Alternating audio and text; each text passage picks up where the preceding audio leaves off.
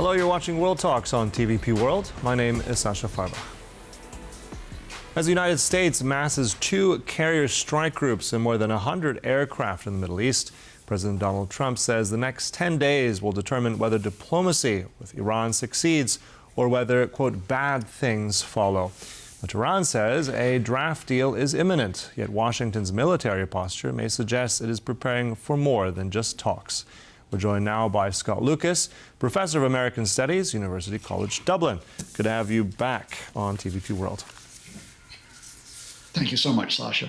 All right, so President Trump is saying we'll know within 10 days whether a deal is possible. Tehran saying it's coming in 2 to 3 days. How real is this diplomatic track here, and how fragile is it? There is a diplomatic track, Sascha, in that there have been 2 sets of talks in recent weeks, indirect talks between the Trump administration and Iran over Iran's nuclear program. But those are really only talks about talks. In other words, they're there to set the priorities. They're there to set a possible agenda. They haven't gone into the details, not only of Iran's nuclear program, but, for example, will there be discussion of ballistic missiles? That's something that Iran is rejecting. What will be the discussions around the current American sanctions? And what I think, and this is an important issue, what would be the procedures for verification of Iran's program by the International Atomic Energy Agency? The problem, and you're showing the images on screen, is that those talks are being overshadowed by this American threat. You're now talking about a dozen warships, including 2 aircraft carriers that are off the coast of Iran or will be off the coast of Iran soon. You're talking about scores of warplanes. You're talking about tens of thousands of American troops in the region. So will the Trump administration, in effect, scuttle the talks by carrying out what would probably be targeted strikes? I think there'd be strikes on Iranian military installations. They may go for attempted assassination of Iranian leaders. Right now, I'd assess this as is that this American show of force is a sort of Damocles over Iran's head, which is give in to our demands or we will hit you. Mm-hmm. I want to go back a little bit to what happened in Venezuela. I mean, we also had that point with Maduro's removal. Apparently, Trump said he would do something in about 15 days. He decided to go in 2 days later. How much does that precedent serve here, given all of the military hardware that we're seeing here today? Well, I mean, and certainly there's a comparison between the fact that for months, the Americans built up pressure on Venezuela by putting, the fleet, including one of the aircraft carriers, the Gerald Ford, which is now on its way to the Persian Gulf. They, and then after months of that, including the false pretense they were hitting drug traffickers, they went in and they kidnapped Nicolas Maduro, the Venezuelan president. And that's where the analogy breaks down, because I can't see American forces being able to get inside Iran and kidnapping the 86-year-old supreme leader. The difference between Venezuela and Iran is that Venezuela, at the end of the day, the rest of the regime were willing to give up Maduro. And there were discussions, quiet discussions about whether they would accept that. Right now, the Iranian regime is pretty solid. Despite the recent protests, despite all the economic and social problems in the country, I don't think the Iranian military is going to abandon the supreme leader. So you don't have that option of just simply decapitating the regime at the top by spiriting Ayatollah Khamenei away. Mm-hmm. And also, I mean, looking at what's doable here, going back to the talks, I mean, if we look at what happened earlier in the week in Geneva, I mean, those were short and brief. It was hoped that there would be more out of this. But at the same time, I mean, looking at what's really on the table, I mean, with enrichment, for instance, I mean, looking at the targeted strikes in the past, I mean, there isn't much of an enrichment program to speak of. What about the ballistic missile system? This is also something that the Israelis have put on the table as being something that they want to remove from Iran completely. How realistic is that? The Iranian regime won't talk about ballistic missiles. I mean, I just have to tell you that, because from their point of view, whether or not you agree with it, if they give up not only nuclear capability, and I have to emphasize right now it's civilian nuclear capability, they don't have military nuclear capability yet.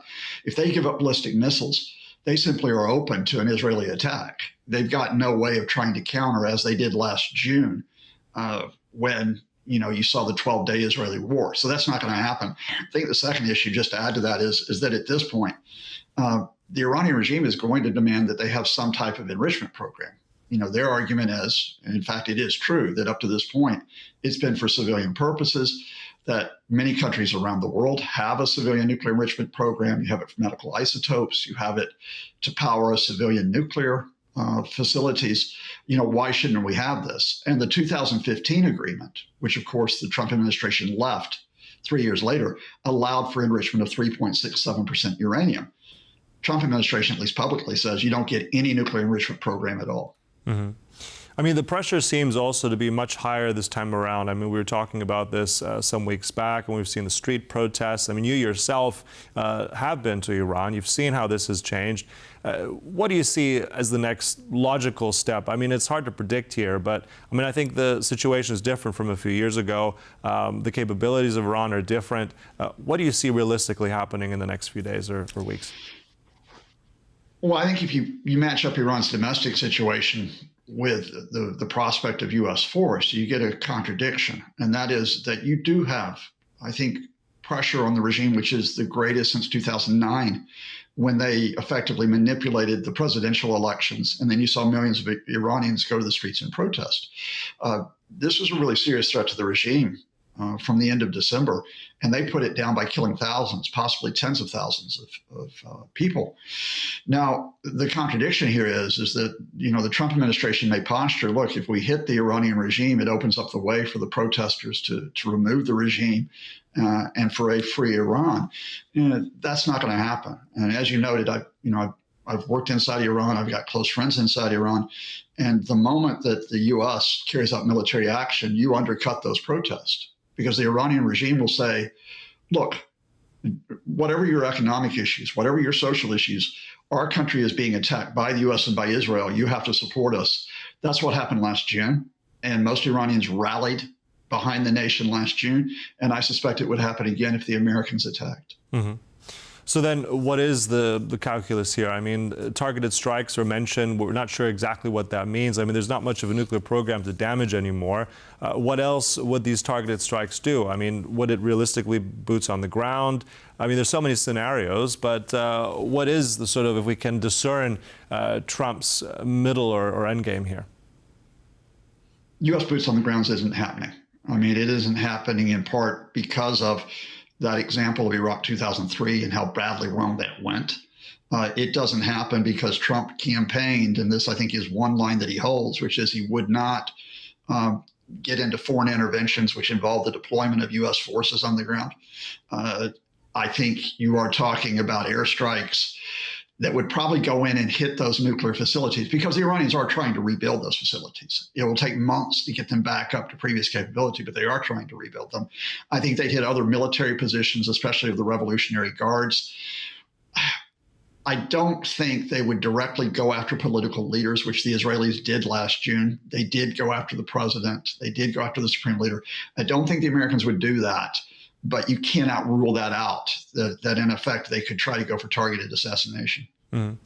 And also, I mean, looking at the region, the Strait of Hormuz, and we've heard and seen that there are military exercises with Iran and Russia. I mean, is that also just posturing? I mean, how much of a, let's say, impact and, let's say, operation can Russia really help here? Will it help here if anything actually happens? Well, earlier this week, those Iranian military drills, which partially shut down the Straits of Hormuz, it's posturing, but it's serious posturing. About 20% of the world's oil goes through that waterway. And if the Iranians, tried to decide to completely block it, at least in the short term, they could. Now, of course, they would probably come under military attack by the Americans. You don't know if they could hold on to that blockade, but it would completely disrupt the international oil market if that happened. So far, Iran has held off of that option. I mean, they held off of it last June during the Israeli attacks. They've held off of it, to be honest with you, for years. But I think if the regime thought it was seriously threatened, if they thought that they faced a military defeat which could knock them out of power, then that is probably one of the last resort options they could take. Mm-hmm. And also on that note, as you said, a lot of oil passing through there. I think it's around 14 million barrels per day. Critically, a lot of that, I think it's around, this is according to a data group consulting firm Kepler, most of that goes through to China, to India. How much of, let's say, political pressure are those countries going to be exerting on Iran in all this?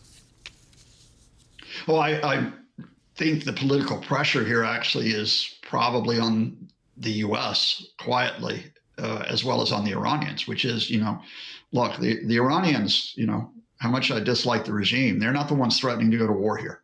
So your initial pressure has to be on the Americans to hold off of a military confrontation. But I wouldn't just be looking at the Indians and the Chinese, despite that important aspect that you mentioned. I'd be looking at the Gulf states. They're the ones that are closest to Iran, Saudi Arabia, the UAE in particular. They're the ones that if this conflict spread, and it is likely to spread to Iraq, to Syria, to Yemen, to Lebanon, indeed it will affect Israel and Palestine, they could come under attack as well by Iranian allies such as the Houthis in Yemen.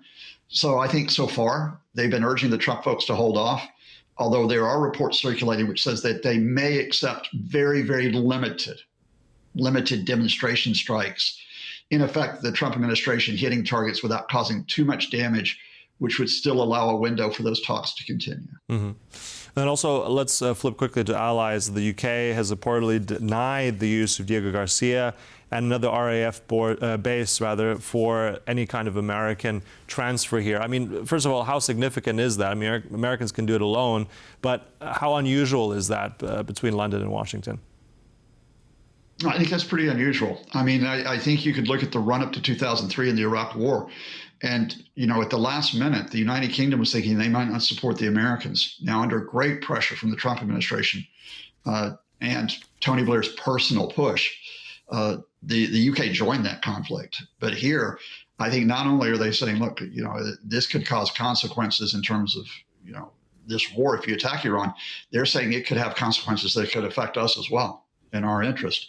Now, of course, the Trump administration is retaliating by saying, okay, we're going to block what's the Chagos Islands deal, of which Diego Garcia is a part. And this is the UK deal to return the Chagos Islands back to those people who, to Mauritius. So there's a bit of politics going around this, but I think the fundamental here is I don't see the UK coming in and military supporting the U.S. attack on Iran. In other words, I think what I'm saying here, this is an important point, is if the Trump folks go in, they're pretty isolated on attacking Iran. Other people may sit on their hands, but pretty much the only country that's going to go in and go, yay, thank you for hitting Iran openly, is going to be Israel. All right, so we'll be watching that closely as the world anxiously looks towards that region. Looks always a pleasure. Thanks so much for that. Scott Lucas there, University College Dublin. Thank you. Thank you, Sascha. Thank you for watching. That concludes World Talks, but stay right here on TVP World for more. Goodbye.